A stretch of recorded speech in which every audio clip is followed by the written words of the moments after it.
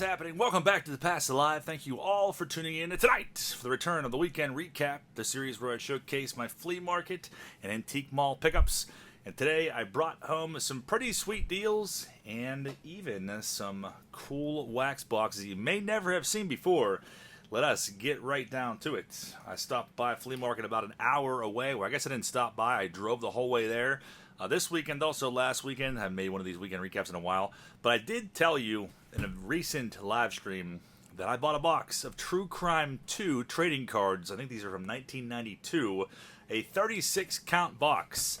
Now, I was never even aware of these up until recently when someone posted about it on the TPIA Facebook group, showcasing, I think it was a Jeffrey Dahmer PSA 10.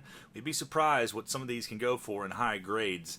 And there's also some pretty interesting cards to find inside of here. And also offensive. There's an electric chair hologram, which is pretty gnarly. And apparently, from what the guy told me that I bought these off of, he said his brother got banned from eBay for selling these electric chair insert cards. So I found a box of these last weekend for $30, which is a great price. I was watching a box on eBay recently, and it was missing 2 packs. It sold for, I think, double that.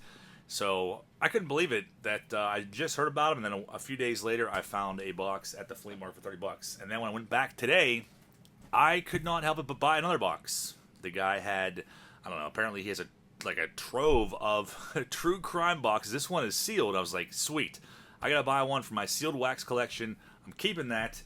And then I have to rip this one with you guys, chasing that freaking electric chair hologram. So definitely should be a fun rip. I'm not sure exactly when we'll do it, but there are 36 packs inside of here, and we will have the time of our lives ripping open True Crime 2 cards from the early 90s.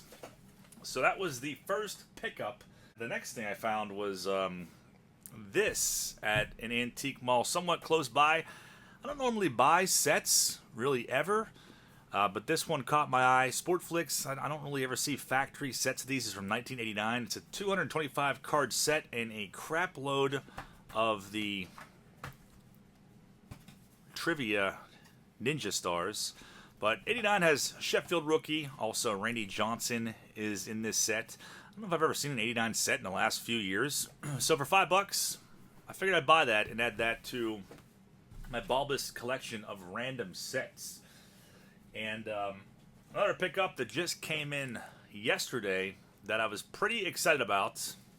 I've not mentioned this yet, but the next rip, it's not going to be a real high-end one, but it's going to be a fun one. I have a box of 89 ProCards. It's BBCE authenticated. And we're chasing after the ball to the groin, the legendary Keith Comstock card, which, surprisingly enough, if you look up sold listings on eBay, the Keith Comstock, they've sold raw for about $50 regularly for the last few months. And this box was like $63 shipped. So I couldn't help but buy another one for myself. And these don't pop up very often. You're probably saying what I said originally. I'm like, yeah, they're minor league cards. Who the hell cares about minor league cards? Well, the Keith Comstock is a pretty epic card. And there's a whole bunch of other now Hall of Famers and star players that you will find in this set. Hopefully we'll find.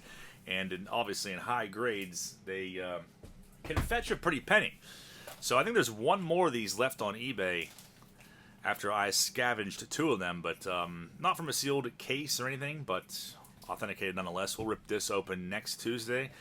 And that should be a real good time. It's been a long time since I bought a pack of those. The next thing I grabbed, this was today. I found this in a random box. It had a whole bunch of like old racing posters and stuff, and this was just laying on the bottom. I was like, there's got to be something on there. Make-A-Wish Foundation ball. It's got Hooters on there, of course, but there's a signature on it. And that, none other than Bob Uecker, which I don't think it's a facsimile. I don't know why they make a facsimile on right there on the ball, but looks like a legitimate signature to me. I'm not really sure who's out there forging Bob Uecker signatures. It also looks like the family dog might have got his teeth wrapped around this quite a few times, but it was just $3. So $3 for a possible Bob Uecker autograph on this ball. I figured I'd grab that. Couldn't go wrong. the last order of business. Not a whole lot of stuff this weekend, but still excited about it nonetheless. I got some singles, some pretty sweet deals. I think most of these were from antique store. But Garrett Cole, it's his 2013 Bowman Chrome Refractor. Pretty sweet looking card. I had this one already, but not the Refractor parallel, so I figured I'd grab that for $4. I think that was a bad deal. And these were absolute no-brainers. 10-cent box from an antique mall. You have second year cards of Albert Pujols in nice condition. Albert Pujols has a couple cards in the set, but the Rookie of the Year Pujols, you got a second year card of Ichiro, Rookie of the Year, and then the 2001 League MVP for a dime a piece. Cannot pass on those. I believe I have all three of these, but I'll compare them with the ones that I have and go from there. I'd pick up a second year card sometimes here and there, depending on who the player is. I grabbed this, I think, for $3 off of a seller at the flea market. It's Ellie De La Cruz. His rookie from Bowman Chrome. It's an insert card. A pretty sweet one at that, too. So I wasn't passing on an Ellie rookie for $3. I'll add that to my rookie box.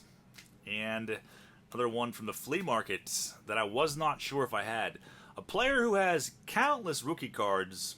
I feel like he has as many rookies in 95 as some players have now in 2024, where there's guys that will have like 50 rookie cards. So ridiculous. Inserts and everything else, but Hideo 95 Finest. I didn't think I had this one, so I'm trying to get all of his rookie cards, so I'll put that in the rookie box if I don't have it already.